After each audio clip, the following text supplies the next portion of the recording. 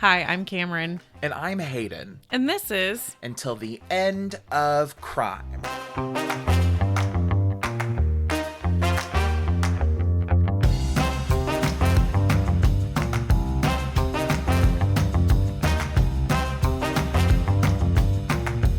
So, Cameron. Yes.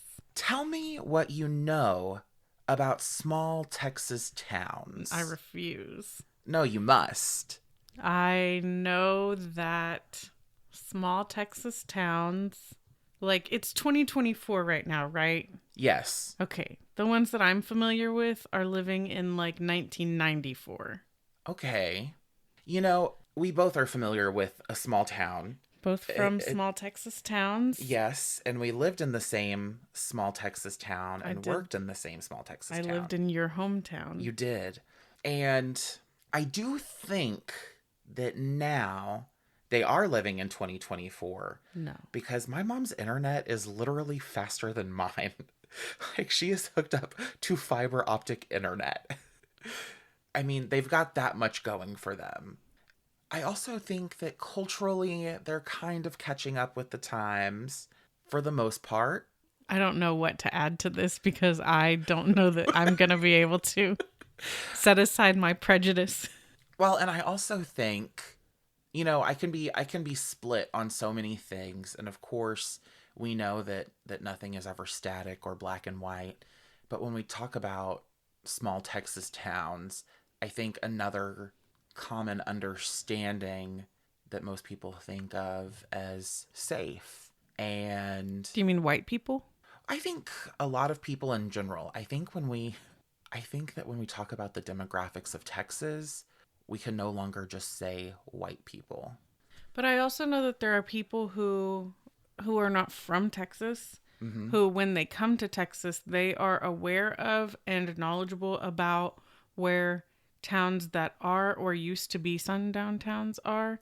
And so I guess that's more what I'm thinking of. So I think, again, when we talk about those small towns, a lot of people, the majority of people, especially if they already reside in Texas, or they have some kind of imagining of what a small town is and its features, they think They may think safe, but I don't think safe. I think know. I think of those places as where there's more of an inclination to excuse behavior like, oh well, that's just locker room talk.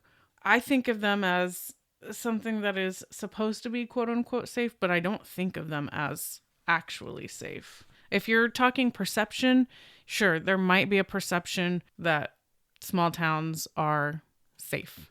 Right. I think that's the prevailing conception, is that they are safe, they're tight-knit, they care for each other, they operate as a unit. But I think you're definitely right in the truth of what a small town can be, which is partial, protected, gossipy, this kind of continual protection of predators or people who practice predatory behavior. So let's talk about Caleb Diehl. On March 30th, 2015, Caleb Diehl and his sister, Courtney, would share their last conversation at their mother's home in Nocona, Texas. It was a Monday evening, just 2 weeks after Caleb's 18th birthday, and Caleb had missed school that day. Courtney, as she was about to leave her mother's home, saw Caleb sitting on her mother's couch, tying his shoes. Was Courtney older or younger? Courtney is his older sister. Okay. "Are you coming home tonight? Because you can't miss any more school," she asked him. "Yes, I'm coming home," Caleb replied, without looking up. And that was the last conversation that anyone in Caleb's family would have with him prior to his disappearance. I have a question. Okay. Where the fuck is Nocona, Texas? Well, this case kind of revolves around 3 locations: Nocona, Grapevine, Okay. and Bedford, Okay. which are all close to... Dallas. Got it. I don't really know, but I know they're close to the DFW Metroplex area. Yeah. That's what I mean when I say Dallas. Yeah. And just for reference, because it will be important later, Nocona is where the family essentially grew and existed. And Nocona is roughly an hour and a half away from Grapevine, and an hour and a half away from Bedford. And Bedford and Grapevine are only 13 miles apart. So I think they're both kind of part of the greater suburbs of the DFW area, but Nocona is kind of off on its own. Yeah. And Nocona also had a population of 3,000 people. Smaller than my small town, but bigger than yours. Bigger than mine, smaller than yours. Caleb Diehl was born on March 15th, 1997. He was the youngest of the Diehl family, the baby. And according to his father, Chad, they knew in advance that Caleb would be their final child. Caleb was unique and adventurous and described by all of his siblings and parents as being fearless. Despite his fearlessness, his older sister Courtney often said that Caleb acted like the baby of the family. And there wasn't a lot of elaboration on that, but as the baby of the family, I think I understand what she's talking about. Mm-hmm. But I certainly don't have a fearlessness about me. So I think there's, right, you can be fearless and also be a baby. You can also act like the baby of the family and not be fearless. I think that if you wanted to put it in the context of the family dynamic, as a baby, you tend to be coddled a little bit more and more is forgiven. So there is a fearlessness in your approach to, as the oldest child. There is never a fearlessness in my approach to dealing with my parents.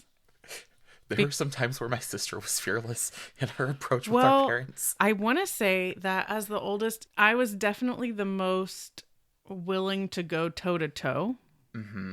And my sister will tell you that she learned a lot about what not to do.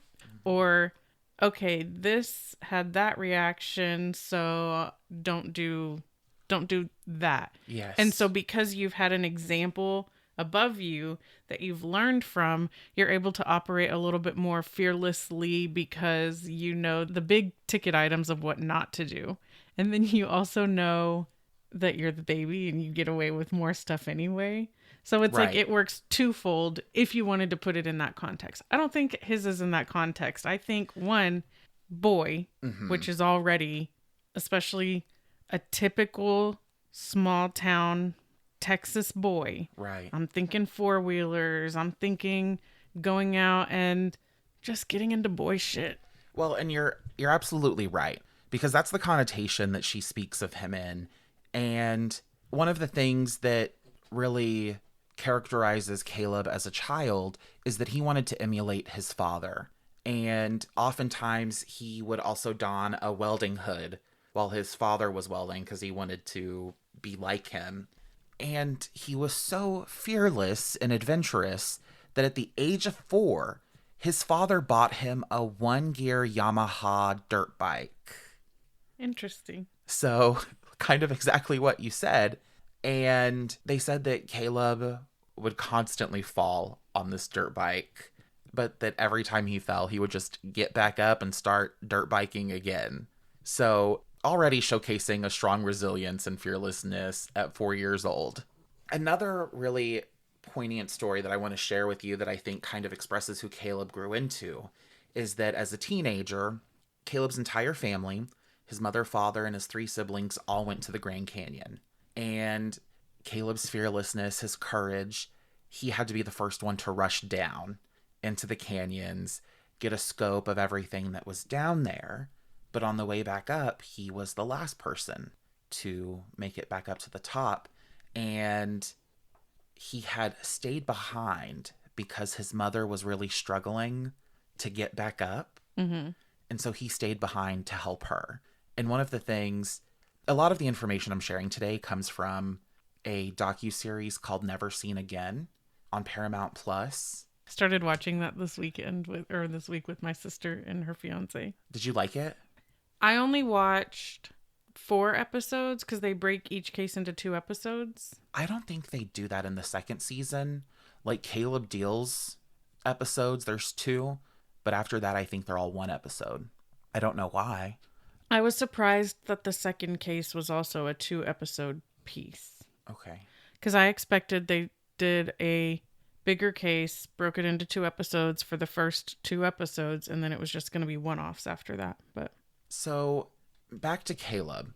In the series, his mother talks about how her other kids couldn't be less concerned about her well being. They were already back up, her husband was already back up, but Caleb was the one who recognized that she was struggling, and he made sure he stayed behind her so that she would get back up safely. And that also seems like baby of the family activity to me because I'm always worried about my mother. So, making sure that mom is taken care of. maybe. I would always do that stuff like with my grandma. Right. I would be the one that would hang back. It makes sense that you did that with your grandma. So the Diehl family lived in Nocona, a close knit community where everyone knew each other. And Caleb, despite being the youngest, again was the most daring. He attended Prairie Valley School after a brief stint of homeschooling. I want to point out that when the Diehl family moved to Texas, and I can't remember where they were before Texas, I think it was Utah or Colorado. When they moved to Nocona, they decided they would homeschool their 4 children. While going over that, Chad, Caleb's father, talks about how what a terrible mistake. Like, homeschooling did not work for us, and we sent them to Prairie Valley schools. And this is where the Diehl family would become acquainted with the Howard family. Ricky Howard was the patriarch of the Howard family, and he was a well-known businessman. He was even affectionately dubbed Mr. Nocona. He was involved in oil leases, cattle farming, and he was a former president of the local bank. Ricky was often looked at as like a second father or an uncle to the Diehl kids, especially Caleb. How old were the kids when they came to Nocona? I don't think any of the kids was very old when they came to Nocona. I think that Courtney is the oldest sibling, and Josh is the older brother because there were 2 girls, Courtney and Haley, and then 2 boys, Josh and Caleb. I think that Courtney might be 8 years older than Caleb. Okay. And Caleb was the only one born in Texas. Okay. So he was here his whole life. He always lived in Nocona. So this Howard family probably already knew the family when he was born. Right. In a town of 3,000 people. And Ricky Howard is the president of the Soul Bank in Nocona. So yeah, I think that they knew who they were. The Diehl family and the Howard families became inseparable. They would spend weekends together. They went on vacations together. And Haley Diehl said that she really thought of those people as kind of a second family, and Ricky as kind of being the next prominent male figure in their life, aside from their dad. Caleb and his older brother Josh would often stay at Ricky's ranch, and they would help with cattle. They would go check oil leases for him, and Caleb would actually continue working for Ricky up until his disappearance. He did much of the same thing that he did before when his brother also helped. So again, cattle work, oil leases, and then other miscellaneous farm activities. And from what I understand, Mr. Nocona, Ricky Howard, he had lots of property. It's also expressed by Tammy Diehl that the Howard family was kind of a big deal in Nocona. There were lots of Howards in the community. What's that like? I can't even imagine. I've always had such a small, compact family. You're a liar. It can feel weird. However, as close as they were, Caleb's relationship with his parents faced its own challenges, like with almost any teenager. And by March 15th, 2005, Caleb's 18th birthday, his parents had separated. Chad had moved to Grapevine, and Caleb moved with him. But the tension between father and son grew. Wait, What does this have to do with his birthday? no, you said that Caleb moved to Grapevine, which was an hour and a half from Nocona, right? Mhm. But that he was still working on Howard's ranch up until he disappeared 15 days after he turned 18. Correct. Hold on. I'm holding. Hold on. I'm going to get to that. I mean, I assumed. So Chad had moved to Grapevine, and Caleb had moved with him. Chad jokingly refers to himself as being oppressive in this docuseries and talks about how he expected his son to clean up his room and contribute around the house, and that Caleb wasn't really feeling that. And so they would often have arguments. this kind of perpetual conflict led Caleb to moving in with his oldest sister, Courtney, in Bedford, which was about 13 miles away from the father, but again, still an hour and a half away from Nocona. A lot of the time that Caleb spent working for Ricky Howard was pretty exclusive to the weekends. Was he going there every weekend?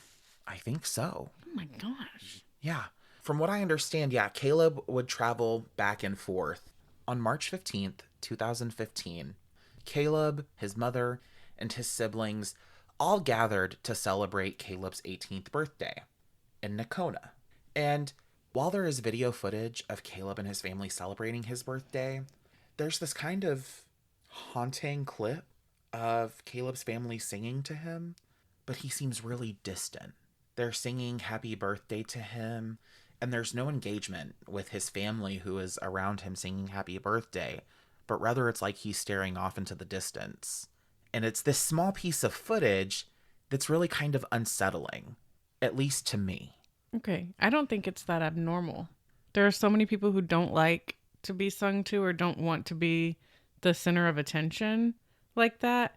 Do I get that vibe from Fearless Caleb? Right. Probably not, but it also is an activity that is more about the people doing it than it is about the person they're singing for. So there are little fires lit in front of you. There's a delicious, hopefully, cake in front of you. And I can love see blowing out candles. Yeah, I can see looking at the flames and then just like zoning out and not actually being there for the moment. But it's not like he's looking at the flames. I know, he's You'll zoned have out. to see it. It's really... Sorry, I know exactly what you just said, but I had to mention it because when I watched it, and of course it was in the context of a Gone Missing docuseries. Probably with creepy music underneath or something. I'm not sure if it was scored or not, probably. They're always doing It things was just distance. that you don't even notice to make you feel a certain type of way Right. when you watch stuff like that. Of course, 100%. It's in everything. Also, his family kind of talks about how something was amiss on his birthday. So I guess I should have added that. Sure, he was 18. Did he have a girlfriend? I have no idea. The answer is that I do have an idea, actually. No, there was no known girlfriend. Had he had a girlfriend the day before? There's no mention of a girlfriend. I'm just kidding. I'm just saying if he was like a teenager going through a breakup, or, he's a teenager. There's so much that could cause this. Was his family celebrating together? Like, did his dad come? His dad was the only one not there, and he had already moved out of Dad's house at this point. Right. Either way, just worth mentioning. 15 days later, on March 30th, 2015, Caleb was at his mother's house in Nocona again. He had told Courtney that he was going to go visit with a friend, but he planned to be back to their apartment that night. So again, Caleb lived with Courtney at this point in her apartment in Bedford, Texas. Yeah. I'm following all that, but so he left Bedford to go to Nocona, but said he would be back that evening. So it was the weekend. I think he was already in Nocona. But he was tying his shoes. Right. So this is a conversation that they had had earlier. Was Courtney in Nocona? Yes. Oh, okay. In my mind, Courtney was in Bedford. No, Courtney was in Nocona. They were both in Nocona, and she was leaving to go back to Bedford and was Yes. like, and hey, you can't miss school. And he said he would be there that night. Correct. And it's a Sunday. This was a Monday. He had already missed school that day. Okay. So many questions. Listen, the way they travel between Nocona and Bedford is like no big deal. So, Yeah, that's Texas for you. yeah, it is. But I guess I missed that it was a Monday that he had missed school, and it seems weird that she was there on the Monday, but... Well, and here's the real deal. It's funny you bring that up, and I was hoping you wouldn't. Oh, good. Because You're welcome. in the source material between the docuseries Never Seen Again and another source that I can't remember the name of yet, but we'll have listed, they report different dates. And then there is another article and a Reddit thread about how there's disagreement over whether this conversation took place on March 29th, that Sunday, or March 30th, that Monday. And part of the reason I think there's kind of this confusion about when, of course, different people reporting, different sources, but also the way Caleb lived and the way he stayed with his family, kind of meant that he might be navigating between different places at different times, and I don't know if anyone was keeping close tabs on him. I don't think there was necessarily one location people expected to find him at any given time. Okay. Does that make sense? Yeah, he's flitting between these assumably 3 homes. I guess 4 homes if you're going to include the Howard property that he was working on so much, but he's going between these 4 and there's no consistent this person expects him at this place at this time because there's no routine because he's a teenager. Right. With all of these different options and places that he is welcome to be at. Well, and one of the things, and I questioned whether I should even include this or not, but Haley, his sister, in the series kind of talks about how Caleb went through a few years where he was kind of that typical rebellious teenager, didn't listen to anything, was partying, and kind of the insinuation about having fun like teenagers do, to me, was using substances that aren't meant for teenagers. And that's kind of the understanding that I have about where Caleb was at that time, mentally, emotionally, with being a teenager. Right. You know what's also oddly haunting about this case is we're talking about a missing person, but he went missing so recently, just 2015. 9 years. Like, there's a social media presence out there. His account, there's Well, videos of him doing like viral dances. My second year teaching would have been his senior year of high school. He would have been in my class if he had been in a different small Texas town. Right. It's just weird to conceptualize that I'm at an age and we're at a place in our culture and time where people who go missing, and it's these cases where someone's been missing for nearly 10 years, they had a social media presence. That was your first year teaching. It was. What a pleasure. I never wanted to quit at all that first year. I certainly didn't have a friend who talked me into staying. Catherine. I definitely don't remember a vivid conversation on the track where my friend was like, you can make it till the end of the year. You can do it. Just stick with it. It'll get better. Do you remember her name? I don't remember any of this. Oh, her name is Cameron. I don't remember this. We were walking on the track and it was in the morning. And I remember it, I think, so clearly because I hated doing it in the morning. And I only did that like 3 times. And we were walking and I was like, I want to quit so bad. We walked in the morning? We were walking in the morning. You walking with me in the morning happened once. And I walked in the morning 3 times before I said, I'll go walk in the heat. And it was towards the end of the school year. We only had like 6 weeks left. And I was like, I want to quit. I hate this shit so much. And you were like, no, we're almost done. Don't quit. It gets better. And I was like, year 2. Was year 2 better than year 1? Where? Anyway, so what even were we talking about? Where was I? You were saying that he has a social media presence, which is... Okay. Wow, talk about a digression. So again, back to that final conversation where Courtney reminded Caleb that he needed to go to school, that he should not be missing any more school because he was in danger of not graduating. For the record, I did check the date of Easter that year because I was wondering if maybe Easter was the 29th of March, but no, Easter was the following Sunday. Well, and then here... Why are you whispering? Well, because I didn't include it in the case, but now that you say that, I might as well. When Caleb goes missing, they know that something is really wrong because he doesn't come home for the Easter weekend. Like, he's not with his family. And several of his family members had a birthday at that time, and he hadn't reached out to any of them. And both of those things were really out of character for Caleb. Okay. So that evening, after talking to his sister, Caleb left around 5 p.m. from his mother's home, driving a loaner truck from Ricky Howard, a Champagne Chevy 2500, as his own truck had broken down. Now, this is the same truck that he would often use when he was doing errands for Ricky or working on his properties. And so, no big deal. It was typical. His truck had broken down, so he was using the work truck he often used from Ricky. The next morning, Courtney didn't see her brother, but that wasn't super unusual. He might have left before her. Maybe he did end up staying somewhere else that night. However, by Wednesday, April 1st, Caleb still hadn't returned home. And Tammy, Caleb's mother, had received a phone call from the school counselor informing her that Caleb had not shown up to school again. Concerned, Tammy began calling Caleb's friend, including a young man named Christian. So Tammy is concerned at this point. She reaches out to some of his friends, one in particular.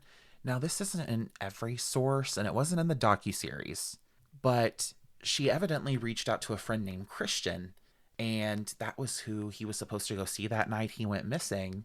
And Christian tells her that he and Caleb never had any plans that evening. As a matter of fact, he was out of town. So that it wouldn't have made sense. I mean, I think it makes sense. Well, yes, but in terms of teenage behavior, sure, but that's not where he really was. Right. This further, obviously, bothered Tammy and Caleb's family. Now, somewhere in the hustle of all of this, Caleb's family looked in the different rooms that he might have been staying in at their homes. They didn't find any evidence of an extended stay in mind. So most of his clothes were still there. Everything was in its typical order and fashion. And they couldn't find any signs of him leaving somewhere and planning to be gone. I saw you smile. Because when you said that they looked in rooms that he might have stayed in, I thought that they were looking for him. I was like, we didn't do that. we didn't start there. Well, and it was kind of weird phrasing because he had more than one, because between his mom's house and his sister's apartment, by that same afternoon, Tammy would report Caleb as missing to the Nocona police. Calls to Caleb's phone went straight to voicemail, and none of his friends had seen or heard from him. How did the police respond? Did they say he's 18, he's allowed to go missing, he's an adult? So there's no real detail, in terms of did the police have an immediate reaction? But again, there is still this kind of pervasive attitude around Caleb going missing that is, it wouldn't be totally out of fashion for him to do this.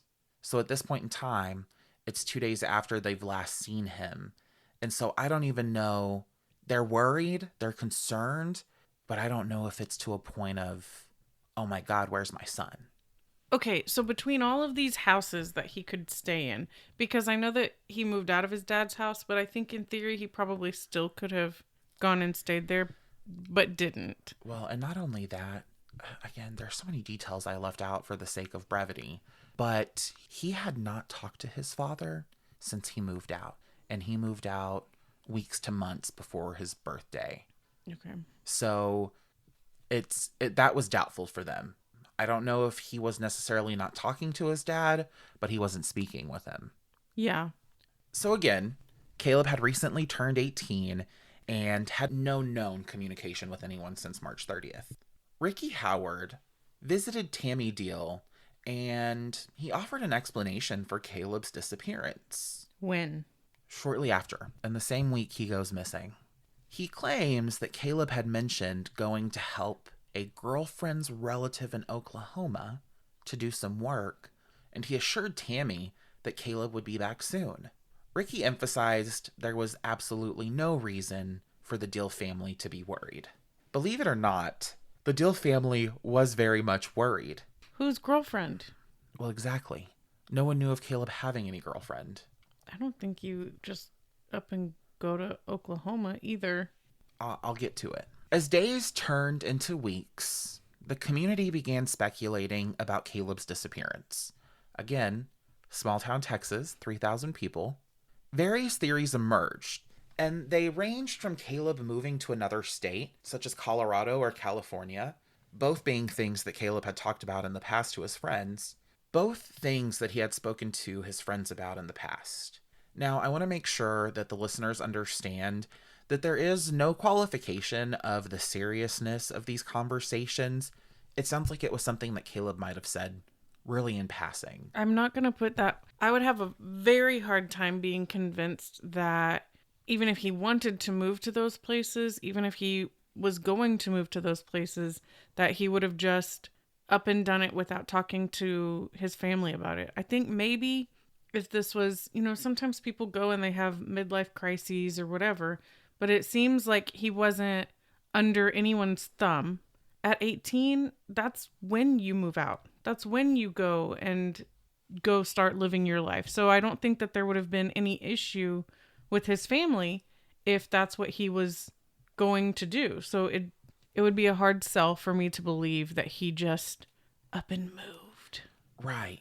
It's In the middle of a Monday, just middle of a Monday, hey, you know what? Colorado, here I come. it's kind of a preposterous theory. But as someone who grew up in a small town, I 100% believe that that's something that a community would develop as an idea.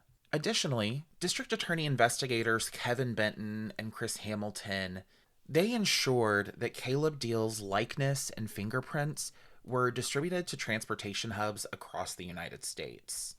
And had he applied for some kind of identification or license in another state, those fingerprints would have automatically alerted authorities, and we would know that Caleb Diehl was still alive. There was also speculation that Caleb had maybe fallen into the wrong crowd and had begun selling drugs or completing illicit activities for them. It's important to note this is an idea that Tammy, his mother, had on her own. So, kind of goes back to what Haley had said before about how her brother had kind of made some mistakes, was a little too party hardy for those years leading up to his 18th birthday. It also might be a long cry from made some mistakes, was partying a lot, to was dealing drugs and was so enmeshed in the drug dealing trade that it would have cost him his life. I think Right. that's that is more so what I think about for small towns, is they've got these ideas about the big city and like all of those things that they associate with the big city. Like we're probably talking he was selling marijuana, and they're treating it like he is, if he were selling it, which I'm Right, not and even just to saying clarify, he was. there was never any kind of like, But this idea that he was selling drugs and linking that to his disappearance it's a little bit absurd to me, because like I was saying, they kind of ascribe this like, oh, well then it was probably, they're thinking like inner city level of, oh, we're going to disappear this person because they're Right. stepping on our, which it's not. That's a small town prejudice that's pretty common, like against big cities is. And Well, and I think the added layer is that we're talking about someone who, he lived in Nocona, he lived in Bedford, he had lived in Grapevine, and he moved around all of these places kind of continuously. And I'm not just talking about this community's idea of what could have happened to him, but like that was his mother's concern. right. So I understand what you're talking about in terms of like, oh, well, this is my idea of what happens to drug dealers But based on what I've seen on. I'm saying the mom. Right, That's what I'm talking about. right. I don't want to be dismissive of her fears. No, I'm not trying to be dismissive of the fears, but I Right. am saying that there's probably an inflation of the situation if he was involved in dealing any type of illicit substance. Right. Well, and ultimately, the Diehl family feels similar to you. They're desperate for answers, but none of these theories that people have come to them with seem to really fit who Caleb was, or at least who they knew him to be. His family unanimously believes that if Caleb had decided he was going to leave, he would have told them. And they don't think it's plausible because Caleb actually had an interview for a new job lined up. And he knew that his sister depended on him and his rent money. The thing that stands out the most to me at this point is that someone close to him, close to the family, would insert this story or this theory about what was going on and why no one was able to contact him, because I'm sure that's part of the issue. This is 2015. He had a phone. He had a cell phone. And I'm assuming that people could not get in touch with him, hence Yeah. the concern And no activity on any kind of social media platform. for an 18-year-old. Yeah. Which, that's not to say that all 18-year-olds are posting every day or anything, but They're communicating with their friends. In most instances, 18-year-olds are using those different platforms. They are using their phone. And to go radio silent is virtually unheard of. Right. And then for somebody to come in and be like, oh, well, he went to Oklahoma to help out this person. It's just sus if we're going to get into 18-year-old lingo. Yeah, very sus. Sus.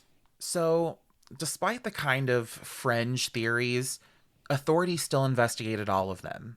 At this point, when we're talking about the time that had elapsed since he'd gone missing, again, this is pretty early on, Courtney began reaching out to Caleb's friends directly, and they were able to verify that they had. It's so funny you just mentioned the girlfriend in Oklahoma, because when Courtney reached out to these friends, that was her question. She was following up on that lead from Ricky Howard, and all of his friends essentially said he doesn't have a girlfriend. He never shared anything about a girlfriend. And as a matter of fact, that weekend before he went missing, when we were all hanging out, there were no girls anywhere. Well, So, when would he be able to have a girlfriend? Because I don't think that somebody who, to the point you made earlier, somebody who driving an hour and a half is no big deal for on a regular basis. it seems like he was doing it every day. It seems like he drove to Nocona every day and drove home every day to Bedford. So when would he have time to have the girlfriend? Because if he's willing to drive like that, drive those distances at and that frequency, then even if he did have a girlfriend in Nocona, I mean, let's be honest, this is not that far from Oklahoma. So if it's close to the Oklahoma-Texas border, then he would definitely go drive to see the girlfriend. Right. So when? Because he was going and staying, he was going, I guess, daily, if not every weekend, to Nocona. And then when would he have had time? That's a great question. And I think that it kind of speaks to where Caleb's case goes next. So after Courtney finds out that there is no girlfriend, there's no even hint of involvement with the girl, attention turns back to Ricky Howard. As it should. Why would you step up to introduce a theory, and not just a theory, but say it like this is what happened? Not, well, maybe this is what happened. No, this is what happened. There's no need to be concerned. He went to go help out this hypothetical, theoretical girlfriend's grandmother in a different state. Didn't tell anybody. Didn't take his phone. That no one knows about. Right. And then he's still gone a week and a half later. Okay. That lie can only go so far. So where did it come from? Mm-hmm. Things become more interesting when you consider that on April 1st, when Tammy first reported Caleb missing. Now, she reported this to Chief Holcomb of the Nocona PD. And really and truly, despite the fact that it wasn't necessarily a huge deal or super worrisome that Caleb was missing, or it wouldn't be to most people given his circumstances, the police do kind of hop into action. They are ready to start searching for Caleb Diehl. And Tammy calls Ricky Howard and doesn't get an answer, but she leaves a voice message. And she says, I just want to let you know that the police are probably going to call and ask you some questions about your truck because that's the last thing that Caleb was driving. And in a matter of hours, Ricky calls her back and says he'd found the truck at his home, back in its normal place. Mm-hmm. Now, this struck everyone as being a little odd. But despite the family being skeptical, they were also desperate. And along with police, they went to Ricky Howard's property, to the barn where he kept the truck. And when they got there, they found 3 $100 bills zip-tied to the steering wheel. But Ricky had an explanation for that. Who doesn't zip tie $100 bills to their steering wheel? It's a Texas thing. That's what I do with all of my loose $100 bills. But Ricky's explanation is that he knew that Caleb was behind on the rent and that he would want to make sure Courtney got the money. So that's probably why he zip-tied the $100 bills to the steering wheel. I don't even have the energy to get into why the fuck that's not true. Caleb's family also kind of felt the same way you did. Am I a deal? And they said, you know what? We actually don't think that Caleb did this because $300 is more than what he owed. And Caleb would have never overpaid his sister for rent. So, first off, right, red flag, red flag. I've zip got tied money to the steering wheel. okay. One, in my opinion, Ricky did something. No. That is my opinion. Mr. Nocona? Ricky Okay. Nocona Howard. Yeah, that is my opinion. Ricky Mr. Nocona Howard. No, He was a bank president. in my opinion, something happened. I would love to know what could have happened. Because how old is this man? Listen, hold on, because I haven't even got to the weirdest part. So, Bro. Ricky Howard, he's there on the scene, and police are there. And so is his truck, and so is Caleb's car, and then we've got zip ties with $300 bills. He tells the police, he's like, oh, yeah, he must have used my zip ties, that he knew where my zip ties were, and he must have used those to put the $100 bills on the steering wheel. Explaining that Caleb had used his zip ties to zip tie the money to the steering wheel. He didn't do that. That was Caleb. What the fuck does that matter? Exactly. Super weird information to share. And then... Was Caleb's DNA on the zip ties? Oh, I don't even know the answer to that. Ricky's behavior raised more suspicion. How old is this man? At this time, I believe he was in his late 40s, maybe early 50s. He directed investigators to check the truck's engine. It was warm, and then Ricky And it says... had money zip tied into it. Ricky was like, oh my God, the engine's warm? He must have just been here. I thought I saw... He just was here. He was just here. He just dropped this off and left. I don't know where he went. But he put the keys back exactly where he was supposed to put the keys back. Oh, so he came back from Oklahoma, returned the truck, but left the money in it. With no other vehicle to leave in and just skedaddled. Yeah, it was super normal. And Ricky offered... Have they been able to get a warrant to search this man's property? Hold on. I don't need to hold on. Because the final cherry on this cake, the police leave. They've gathered all of their information. And... later, Ricky Howard calls back in the same day to say, you know what? Caleb's cell phone was here, but it was broken, so I just went ahead and destroyed it and threw it away.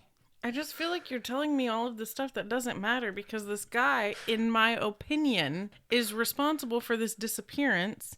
And I'm going to go as far as to say it is my belief that Caleb is dead. And it is my opinion that Caleb's body is somewhere on that property.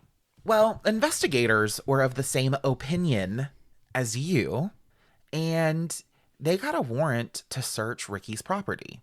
Now, when they searched, they used dogs, and from what I understand, he had multiple properties, not all connected. And at one of the properties, there was a burn pit. And in this burn pit was 3 computers and a phone, all burned what they assumed was recently. Oh, was it still warm? But Ricky explained that all of these devices actually belonged to his now deceased parents. And where are those bodies? And that he was just merely disposing of them responsibly by burning them in Burning this trash them? pit. At this time, Ricky also shares that he believes that Caleb had stolen... I don't know why you would tell the police this. That at one of his properties where he had a camper trailer, that he believed Caleb had gone in and stolen the zip ties. And stolen a covert camera clock radio from the camper. It sounds horrible. He sounds like a horrible person. Well, he should probably have his life ended by the hands of somebody. What a terrible crime to steal a covert camera clock radio from your camper. That was really important to note while authorities were trying to find information about Caleb Diehl and his disappearance. You mean the camera that probably caught his murder and then was streamed to those devices, auto-saved to at least one of those devices somewhere in the cloud? I have no tech timeline because I didn't even think about that. I didn't even think about cloud computing as a potential location for material. Despite all of these oddities and kind of weird happenings... Ricky Howard maintained that he was innocent. Innocent of what? Well, you know what's also weird is they say that Ricky Howard had multiple explanations for where Caleb was. He did. So after the thing didn't go anywhere with Oklahoma, he found other other excuses for where Caleb Diehl might be. Also, Ricky Howard kind of visited Tammy a couple of times after Caleb had gone missing. To find out And what they knew? He would know once they knew something because it would be on his property, so in my opinion. the belief is that Ricky Howard was just there to share the information he knew. So he would go by to share his stories and his thoughts about where Caleb might be. Backing up to the night that Caleb disappeared, Ricky Howard showed up to Tammy's home roughly 4 hours after Caleb's departure. He brought by a $200 check for work that Caleb had supposedly done over the weekend. Tammy thought this was really odd since she knew that Caleb had been with friends all weekend and not working. This was also the first time Ricky had ever given Caleb's check directly to Tammy, his mother, which also added to her suspicions. Yeah. Now, it didn't add to her suspicions immediately, but in retrospect, when she was looking back, because at that point she didn't know he was missing. Right. But he shows up 4 hours, 9 p.m., after Caleb goes missing to bring by a check. Just undo the zip ties and give her $200. So by April 6th, 2015, the same year, we're about 2 weeks after his disappearance. April 6th? No, we're about a week after his No, disappearance. we're not. I'm not here to do math. Tammy's doubts were so strong that she returned back to the police. Courtney, Caleb's sister, had found Ricky's constant excuses for Caleb's disappearance to be unsettling and suspicious. Both shared their fears with Caleb's dad, Chad. When Tammy arrived to the police station, the police chief's immediate question to her was about Ricky Howard, confirming her fears. Investigator DA Chris Hamilton was also concerned about what he assumed was likely Ricky's involvement in Caleb's disappearance. At this point, the Diehl family had become convinced that Ricky Howard had something to do with Caleb's disappearance.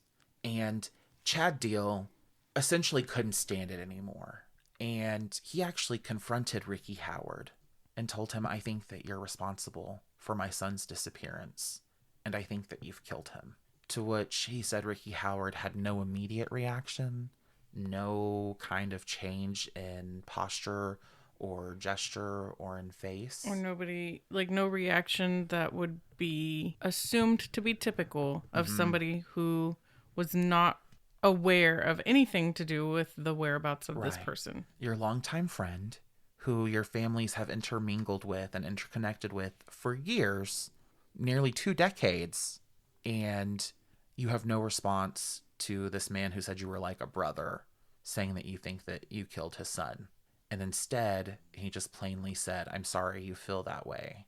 In the searches of Ricky Howard's property, numerous firearms were found. Now, this is Texas, right?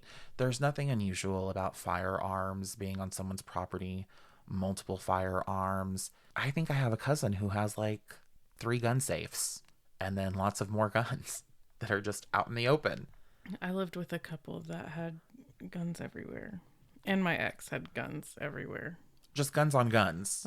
The nightstand looked like an artillery. Yeah, yeehaw howdy. Welcome to the Lone Star State, where a gun is just as common as a cell phone. That might be a gross exaggeration. Is it gross? Maybe it's an exaggeration. But guns are so common. Yeah, as common as cell phones. I'd said exaggeration, just not a gross exaggeration. It's still a gross exaggeration. Maybe. There may be as many guns as there are people, but that's because some people have an artillery of guns. So they found these firearms, multiple firearms, at Ricky's home.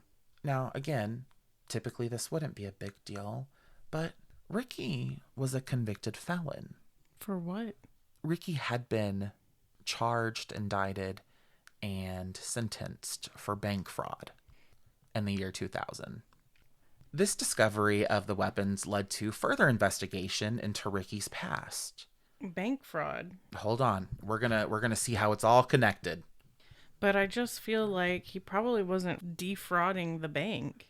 Probably just zip-tied the money to the bushes outside or something. Yeah, that's exactly what he did. After finding these weapons and kind of pushing the investigation further, realizing that Ricky Howard was a convicted felon, a dark and disturbing pattern of behavior came to light. Enter Special Agent David Burns of the FBI. David Burns was the initial FBI agent who had investigated Ricky Howard before. And in November of 2000, during a case involving fraudulent loans and the then bank president, Ricky Howard, a bank client revealed that Ricky had sexually abused her son. This revelation opened up a Pandora's box of allegations against Ricky Howard, including multiple instances of sexual abuse of young boys under the guise of helping them at some point with bank connections and transactions.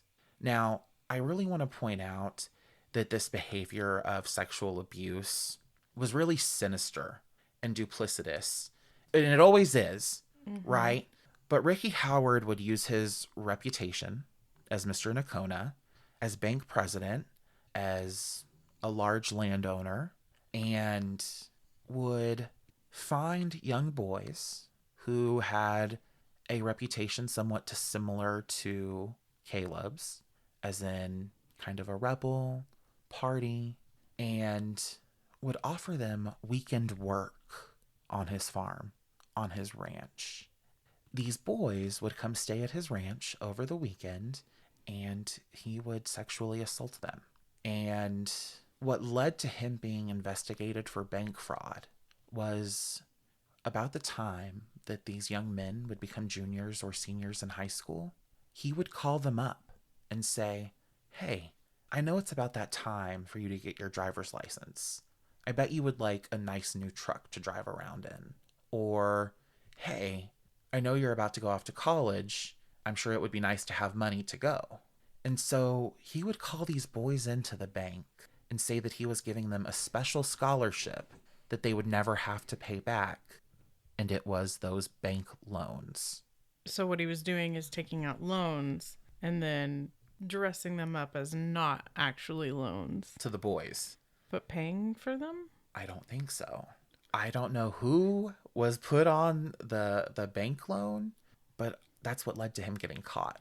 Well, it's idiotic to create another criminal scheme to cover up your criminal scheme.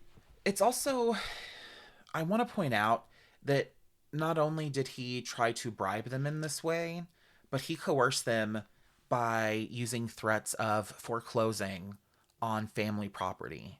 So, Chad, Caleb's father, after being in Nocona for a while, had kind of heard some rumors to that effect, but it was only ever about one boy named Cody Goolsby. And he didn't think much of it, right? A small town, rumors, one boy.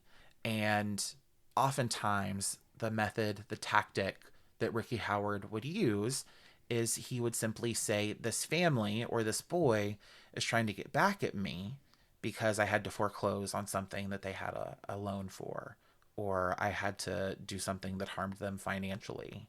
And none of that was ever true. These excuses he used, if anyone had been able to do due diligence, they would have known that that was a lie. In the docuseries, Never Seen Again, Ginger Waldrop, Cody's sister, shared that her brother had been abused by Ricky when he worked on Ricky's ranch. And in October of 1997, Cody was 25 years old, and he confessed to his parents what he had been put through at the hands of Ricky Howard. Cody Goolsby described that Ricky would have Cody come out to his ranch, and they would work until noon. Then they would go to the lake, and that is where Ricky would abuse Cody. Ultimately, Ricky would threaten Cody by saying that if he were to tell anyone what Ricky was doing to him, Cody's father in turn would kill Ricky. And then his father would either receive the death penalty or be locked in prison forever. And then Cody and his family would no longer have their father. So more of that coercive tactic, that fear tactic. Special Agent David Burns learned of this instance while conducting his bank fraud investigation into Ricky Howard, as well as 5 other young men with the same story as Cody. Ricky would explain away these allegations.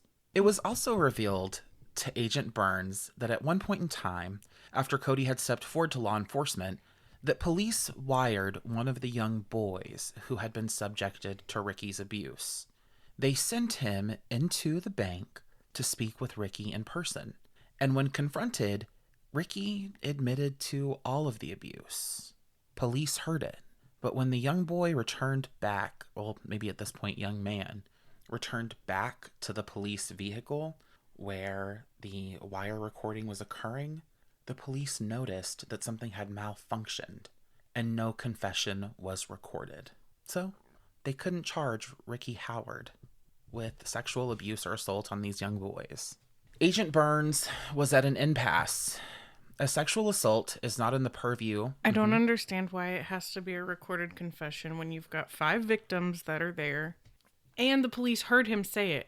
And I understand that because it wasn't recorded, it would be, I guess, hearsay in a court of law. But why can't those 5 victims say, he did this to me? Whatever it wasn't enough for the police force. I also think we should consider, again, the dynamic of young men having to go publicly and say that a man assaulted them. Yes. No, I'm aware. I think that's a deciding factor, and I also think we're talking about, again, a small community, a small town. I would never suggest that there might have been an idea for any of these people of mutually assured destruction, but I don't feel like I could. I don't necessarily know if I could rule it out. So at this point in time, Agent Burns comes to an impasse. Sexual assault charges are not within the purview of the federal government, but rather the state. His command offered that he should focus on the bank fraud cases that he was investigating, and not the sexual assault. Ultimately, Ricky Howard was charged, indicted, and tried for his bank fraud crimes. And sentenced. What was he sentenced to?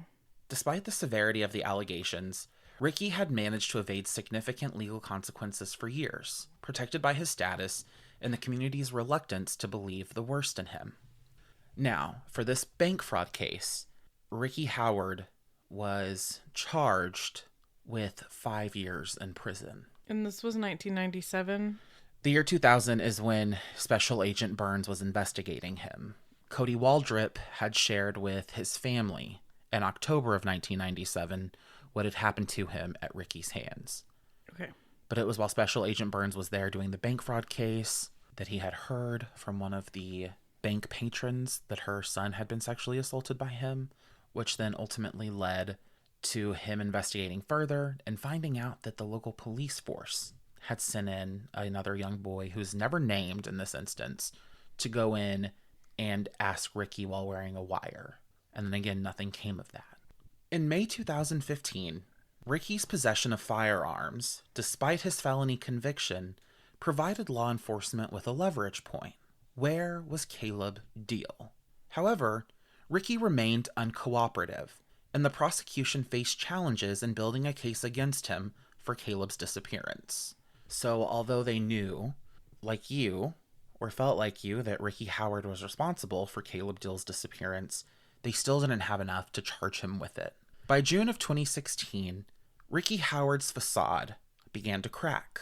He pleaded guilty to charges unrelated to Caleb's case, but related to his fraudulent activities and illegal possession of firearms. Caleb's case, however, went cold. Despite the majority of the community of Nocona previously genuflecting and protecting Ricky in the past, community members began to come forward and share how they had known that Ricky Howard was a pedophile for years. It's so incredibly sad as you're watching the docuseries and you hear Chad Diehl, the father, talk about how after the fact of his son going missing and Ricky being put in prison and being charged and sentenced, that no one ever mentioned to him in all the time he lived there that Ricky Howard was a pedophile. And he trusted him. It makes me think of at the beginning when you were asking me the question about this sense of protecting each other and that it's not actually safe. It is just perceived as safe. Correct. For this reason. Exactly. The next big break in the case would come roughly a year later on April 25th, 2017, Tammy Diehl made a chilling discovery Nope. while cleaning a seldom used cabinet in her bathroom above the bathtub. So, Tammy's home was in Nocona, and she and I believe at least Courtney were cleaning her home. And from what I understand, there was like a cabinet or set of cabinets above the bathtub, which no one ever used because it was in a weird place. Right. So they decided to go on this like deep cleaning binge. I'm not saying that it was an old house, but it sounds like an old house to me, where you've got these random cabinets that are too high to be practical to use. Yeah. Like at my dad's house, and that house is probably close to 150 years old. Wow. There are suspiciously high cabinets, and it's like suspiciously high cabinets. could easily be bodies up there because the ceilings are really high. Yeah. And yeah, so Oh, God, I love high ceilings though. oh yeah, I lived in an apartment that had 9-foot or 10-foot ceilings. That was nice. I loved that. Nice. Wow. Anyways, inside of this cabinet, Tammy discovered a plastic bag. And within this plastic bag was a covert camera clock radio. Missing an SD card, but still the covert clock radio that Ricky Howard had mentioned Caleb stealing early on in the investigation. In the bag was also a manual on defeating a polygraph test. Additionally, there were sets of handwritten questions that would be asked of a pedophilic offender during a polygraph exam. And further yet, a tape recorder with a recording of Ricky Howard conducting said polygraph questions and exam on himself. The items pointed to a disturbing preparedness that Caleb might have made before his disappearance. And while we don't know what he was going to do with these materials, we can speculate that there was a perceived Caleb Diehl, Ricky Howard confrontation on the horizon. I believe that I opine, I posit. I am of the opinion that Caleb, obviously did take the covert camera clock. It's, listeners, to give you an understanding of what this looked like, it was a kind of cubic looking clock that had an AM FM radio slider about midway down on the clock itself, and the top half was the clock portion, and then there were some knobs at the bottom, and in that front facing cover there was a small transparent hole where the covert clock was located and would shoot through the bottom of the face of the clock. So just to give you an idea of what it looked like. I mean, it's the same type of stuff that they find throughout rental properties or even hotels. Yeah. Where they've got all the tricks to check to see if there are covert cameras in those places. You know, they even sell on Amazon hidden camera detectors now. Mm-hmm. This would have been in the early days of those, though. Very early days of those. But obviously, it seems that Caleb was aware that this clock had a camera, because he wasn't just taking it for funsies. Right. Well, and because Tammy Diehl is brilliant and committed to her son and finding him, she immediately reaches back out to the DA's office, including Chris Hamilton, who's now a judge, Kevin Benton, and informed them of the discovery. And then they looped back in FBI agent Burns. Agent Burns was made aware that Ricky Howard, the man he had put away years and years ago, was now at the center as the primary suspect in Caleb Diehl's disappearance. Is possession of child pornography a federal offense? So that's a great question. And the possession or anything to do with child pornography becomes a federal matter. Okay, that's what I thought. Yes. It's the loophole with which they can bring the FBI back into it, because they were looking for... And that was the suspicion, that if he had this covert clock radio... Yeah, what a way to... I mean, the recording of his, the tape recording of his own voice was one thing, but to really, if that hadn't been there, they would have been so confused by this clock radio with the covert camera in it. Well, listen, it's gonna get weirder. Okay. Ricky Howard was the main suspect in Caleb's case for some time, but solid evidence had been really elusive. However, during this period, it is revealed that the federal judge who sentenced Ricky for bank fraud in the early 2000s had taken the unusual step of including mandatory sex offender treatment in his sentencing. So, while Agent Burns had not been allowed to pursue anything related to child sexual assault, the judge had been informed and made that part of his sentencing. Now, a lot of this treatment for sex offenders actually occurs post-release, and this treatment included regular polygraph exams. During these polygraph exams, Ricky admitted to having a sexual attraction to young boys, including disturbing fantasies about his own 14-year-old nephew. Ricky shared that he dreamed about his nephew frequently and vividly. Was his nephew Caleb? No. Not actually his nephew? No, I don't believe so. That's not what's intimated in the series. Okay. So now we're talking about a deep paraphilia perversion. right, but now we're talking incest. Yes. Ricky said that he began really fantasizing about his nephew after he wrestled with the teen and became aroused. Additionally, Ricky's treating psychologist said that it was clear that Ricky tried to game and manipulate the polygraph exams during his treatment, but that he often failed. Lastly, the psychologist shared some of the most critical information about Ricky Howard. He had an insatiable porn appetite. These revelations led investigators to revisit the burned computers on Ricky's property. They didn't address... With the search warrant in hand, authorities approached Ricky's ex-wife, who confirmed the existence of another family computer. Ricky's ex-wife gladly handed over the device, and investigators secured a warrant to search the tech. The computer, when examined, revealed hundreds upon hundreds of child pornography images.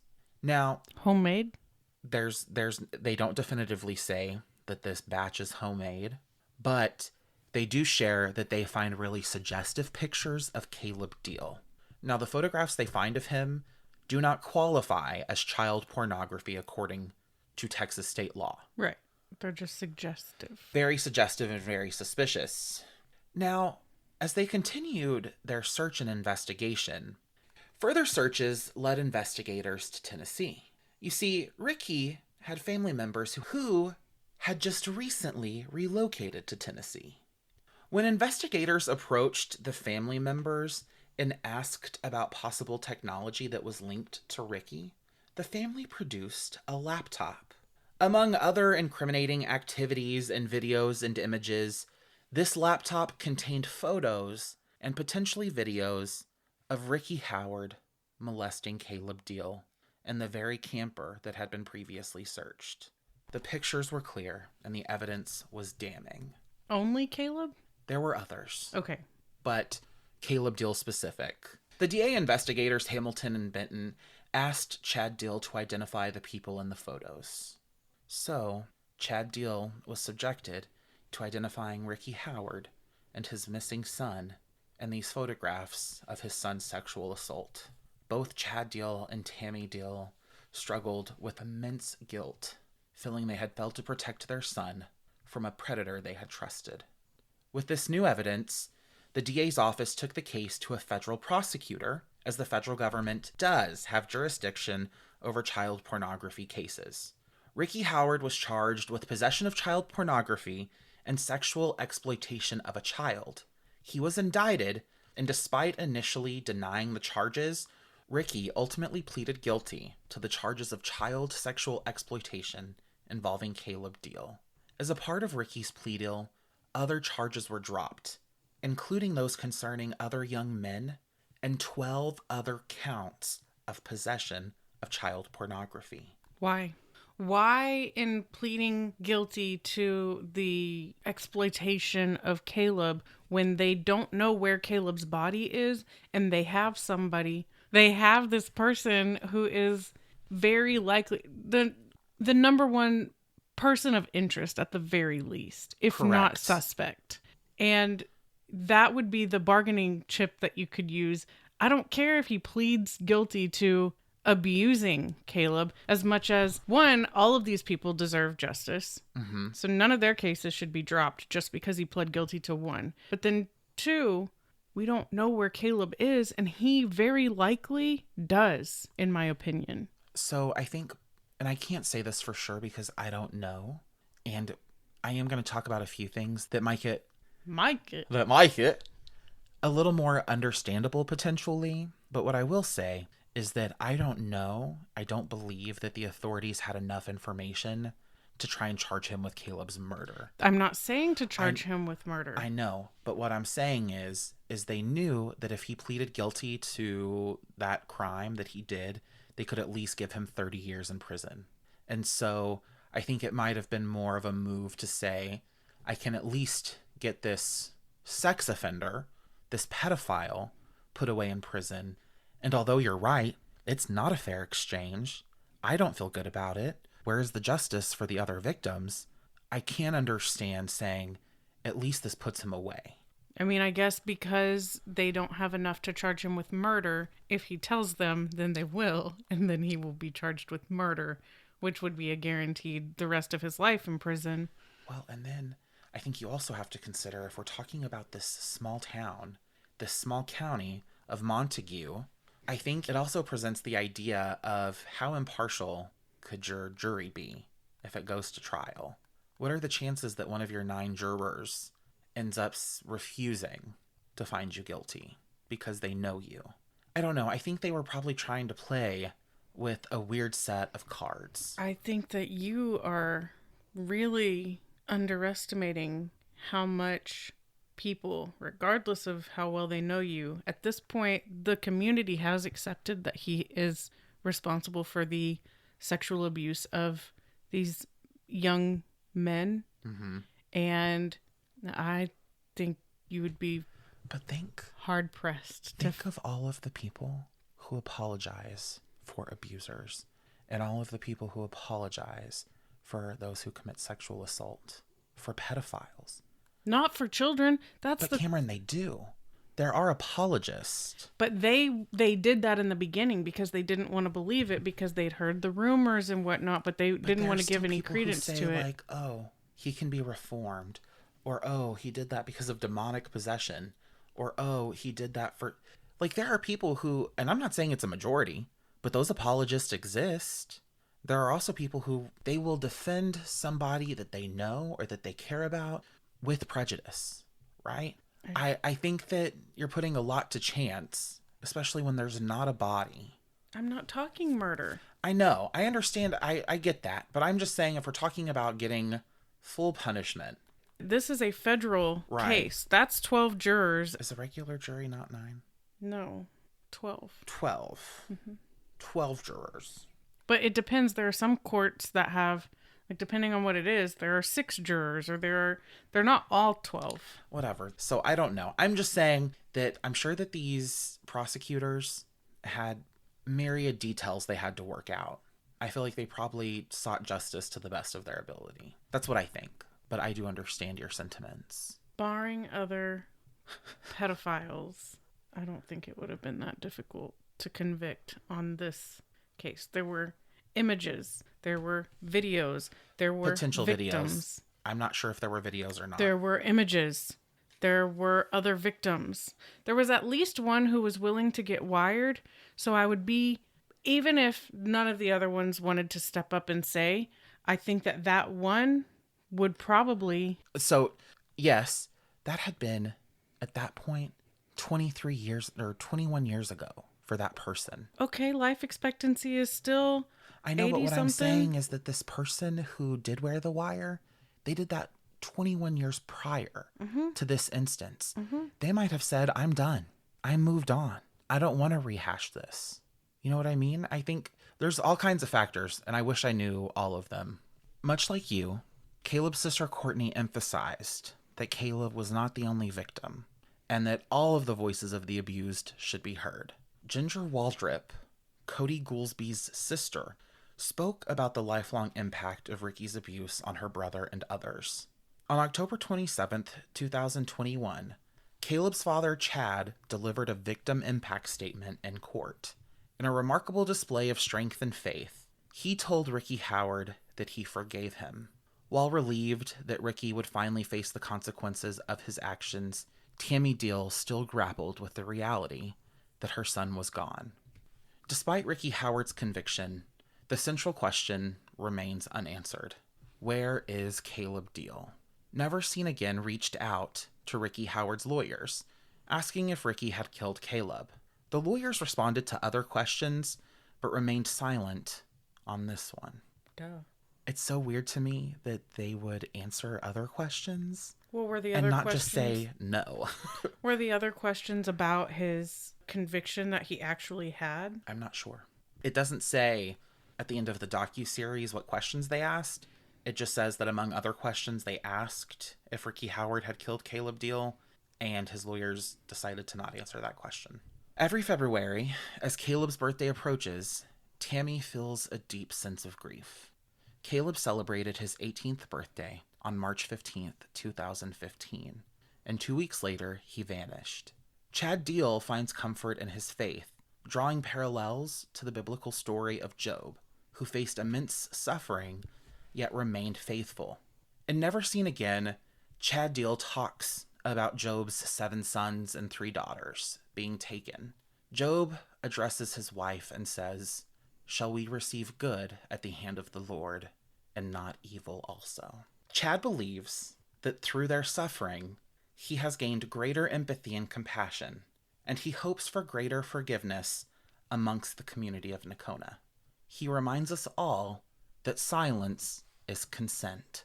So there are some things that Chad Diehl says that I do not agree with, just in terms of, I don't think you have to liken your experience to the experience of Job, where all of his children were struck down by God.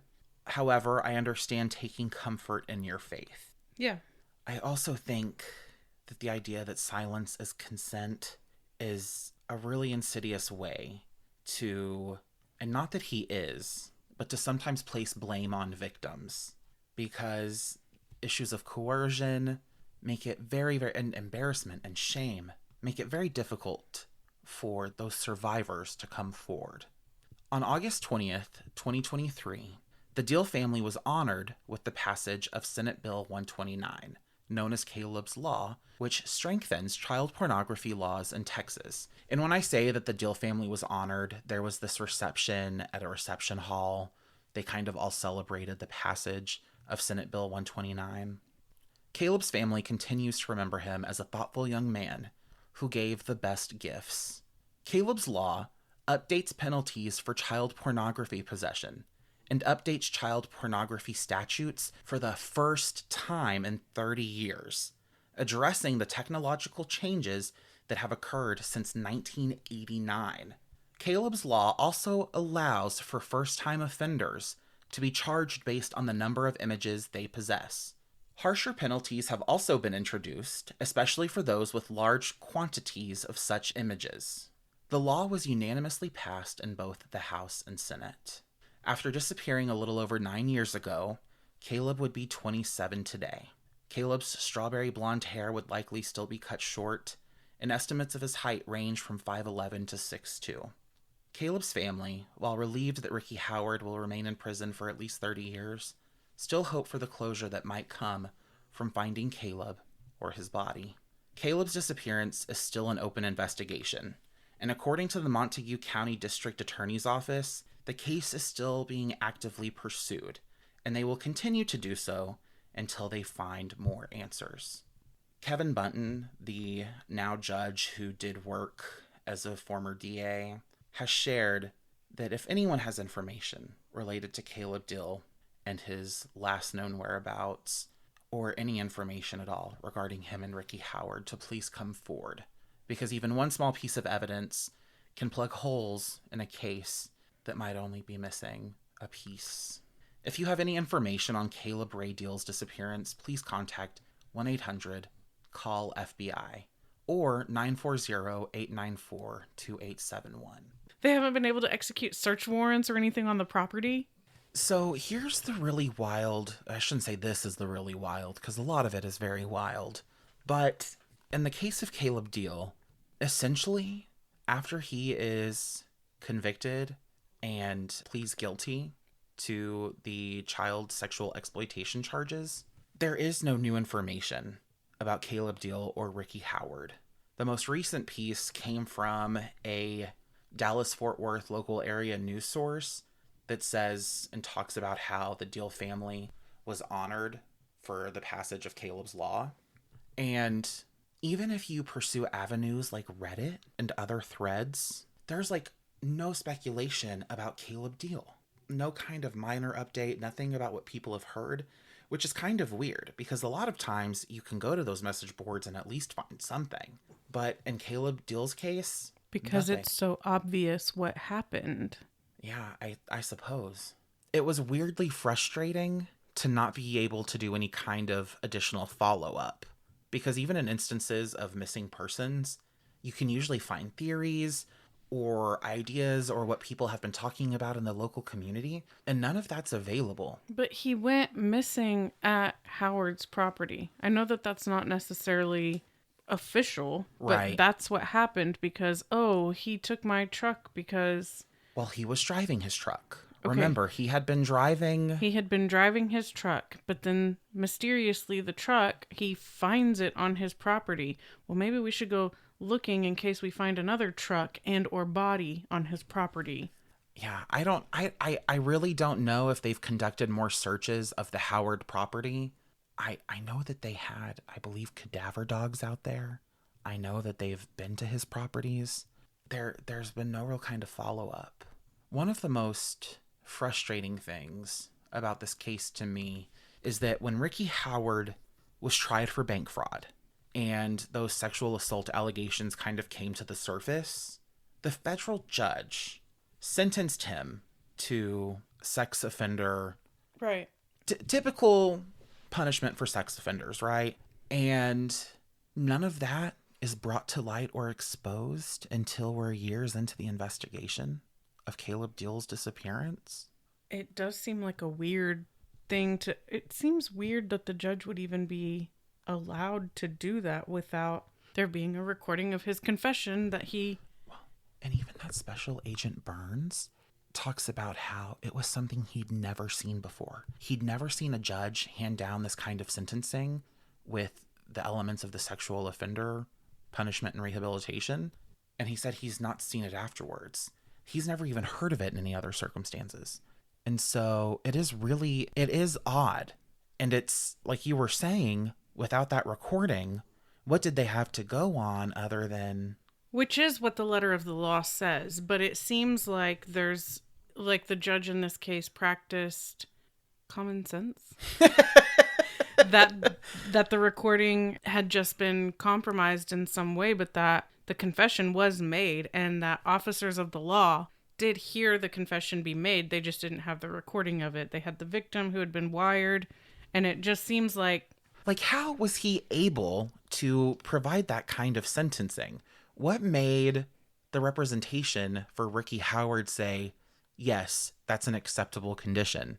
I don't know, other than... Like, what was the justification? Other than the reason that you're not being tried for that is because of a loophole or a technological glitch. Otherwise, this trial would be very different. Yeah.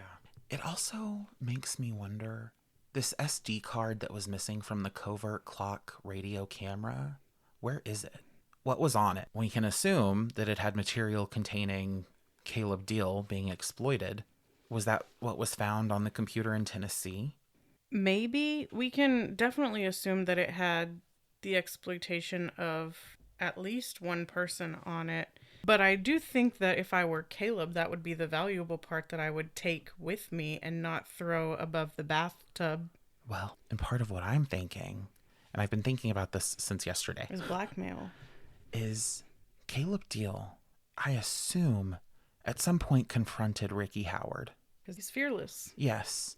And I think that Caleb Diehl was smart enough to do it in front of the covert camera clock radio. Right. And when he took it with him, I think he assumed he would be able to get that footage off of it. Mm-hmm.